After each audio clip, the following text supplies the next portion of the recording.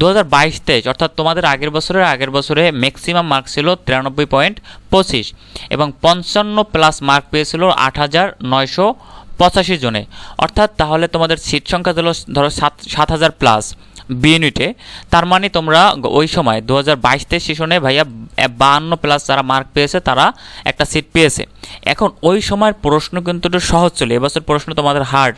আসসালামু আলাইকুম প্রিয় শিক্ষার্থীরা, আশা করি তোমরা সবাই ভালো আছো। বলতে বলতে একবারে জিএসটি বি ইউনিটের পরীক্ষা শেষই হয়ে গেল। এই পরীক্ষা শেষ হওয়ার পরে তোমাদের মাঝে এখন অনেক প্রশ্ন যে আসলে প্রশ্ন কেমন হয়েছে, এটা কি হার্ড হয়েছে প্রশ্ন নাকি স্ট্যান্ডার্ড ছিল নাকি সহজ ছিল, এ বিষয়ে নিয়ে আজকে আলোচনা করব। তার পাশাপাশি কাটমার্ক কত হতে পারে ভাইয়া 2025-এ, তারপর কবে রেজাল্ট দিবে, কত মার্ক পেলে আমরা চান্স পেতে পারি, একটা সেফ জোনে থাকবো, সবকিছু নিয়ে আজকে আলোচনা করব। তবে কে কত মার্ক পেয়েছো অবশ্যই কমেন্ট করে জানাবা। তার পাশাপাশি এখনো যেহেতু জিএসটি রেজাল্টটা দেয়নি, রেজাল্টটা আগামীকালকে না দিলেও পরশু বা তার পরের দিন দিয়ে দেবে ইনশাআল্লাহ।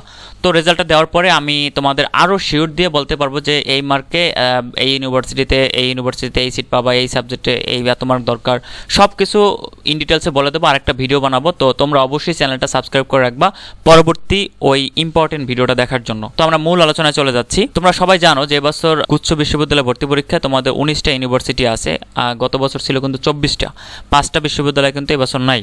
তো 5টা বিশ্ববিদ্যালয় যেহেতু চলে গেছে, তোমাদের সিট সংখ্যা কিন্তু আগে ছিল প্রায় 7,000-এর মতো, 7,000 প্লাস, ঠিক আছে।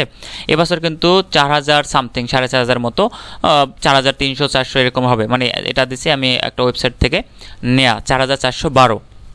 তো ধরো 4,500 সিট আছে, তার মোটামুটি প্রায় তোমাদের 2,500 থেকে 3,000 সিট কিন্তু কম, বুঝতে হবে। আর আবেদন করছো 72,000 প্লাস এবছর। তো তোমাদের পাস মার্ক তোমরা সবাই জানো যে কততে পাস মার্ক, তোমার সাবজেক্ট কিন্তু আলাদা সাবজেক্টে পাস মার্ক নাই। আর রেজাল্ট প্রকাশ ভাইয়া 72 ঘন্টার ভিতরে রেজাল্টটা দিয়ে দেবে। তো এবার আসি গত বছরে এবং তার আগের বছরে কত মার্কে চান্স পেয়েছে এবং হাইয়েস্ট কত এবং লোয়েস্ট কত ছিল।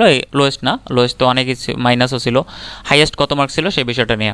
2022-23 অর্থাৎ তোমাদের আগের বছরে ম্যাক্সিমাম মার্ক ছিল 93.25 এবং 55 প্লাস মার্ক পেয়েছিল 8,985 জনে।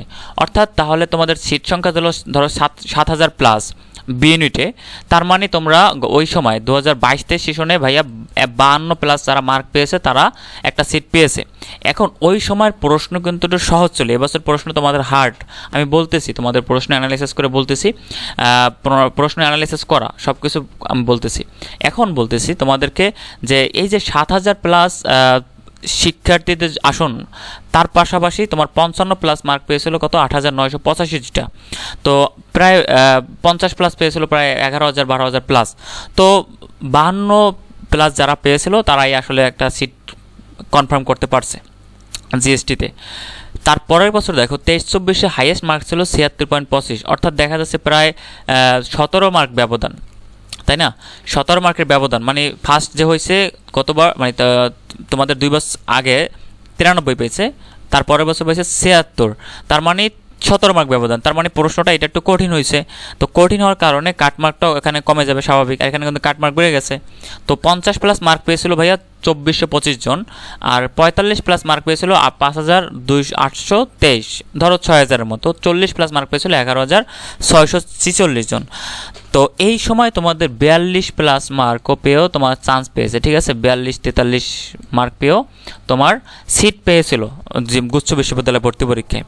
কিন্তু এবছর একটা বিষয় বলি তোমাদেরকে আমি, এবছরে যেহেতু সিট সংখ্যা কমে গেছে, প্রশ্ন হার্ড হয়েছে। আমি বলবো প্রশ্ন বাংলাটা সহজেই আসছে, জিকেটাও আমি বলবো না খুব হার্ড, ইংরেজিটা তোমাদের ধারণার বাইরে প্রশ্ন আসছে। 16টার মতো প্রশ্ন আসছে তোমার মুখস্থ পাঠ থেকে, ঠিক আছে।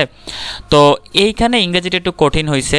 তো তোমরা যদি বাংলাতে আমি মনে করি 20 ধরা যায়, 15 যদি ধরি ইংরেজিতে, তোমরা যদি জিকেতে ধরা যায় ধরো 17, তাহলে 20-15।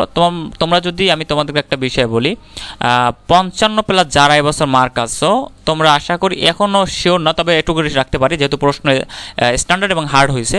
55 প্লাস যারা আছো একবার সেফজন, তবে 52 প্লাস যারা আছো তোমরা আশা রাখতে পারো। এখন একটা বিষয় বলি, প্রশ্ন কঠিন হয়েছে এটা ঠিক আছে, বাট সিট সংখ্যা কমে গেছে। সিট সংখ্যা যদি 7,000 থাকতো আমি তোমাদেরকে 45 প্লাস মার্ক সেফজন রেখে দিতাম। বাট তোমরা 50-52 প্লাস যারা আছো তোমরা একটু আশা রাখো। তবে অবশ্যই এখানে একটা বিষয় আছে, সেটা হলো ভাইয়া অনেকেই যে মনে করতে পারো যে ভাইয়া সেফ জোন কি আছে এটা। ভাইয়া একটা বিষয় বলে, রেজাল্টটা এখনও পাবলিশ হয় না। রেজাল্টটা পাবলিশ হলে কি বুঝতে পারবো যে তোমার কত পার্সেন্ট মার্ক, অর্থাৎ পাস করছে কত পার্সেন্ট, 50 প্লাস কতজনে পাইছে, 40 প্লাস কতজনে পাইছে, এগুলো দেখলে তখন আরও ইন ডিটেলসে এবং আরও শিওর হয়ে বলতে পারবো যে এত মার্কে।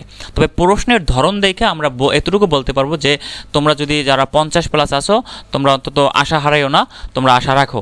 তারপর রেজাল্ট দেওয়ার পরে আমরা আরেকটা ভিডিও করব, সেই ভিডিওতে ইন ডিটেলসে সব কিছু বলে দেবো, কোন ইউনিভার্সিটির সিট সংখ্যা কত, কত আসনে তোমার কোন সাবজেক্ট পাওয়ার জন্য কত মার্ক লাগবে, তো সব কিছু ইন ডিটেলসে বলে দেবো। আজকে এইটুকুই। তবে অবশ্যই চ্যানেলটা সাবস্ক্রাইব করে রাখবা। তার পাশাপাশি তোমাদের রেজাল্ট কার কত মার্ক হয়েছে অবশ্যই কমেন্ট করে জানাবা। ধন্যবাদ।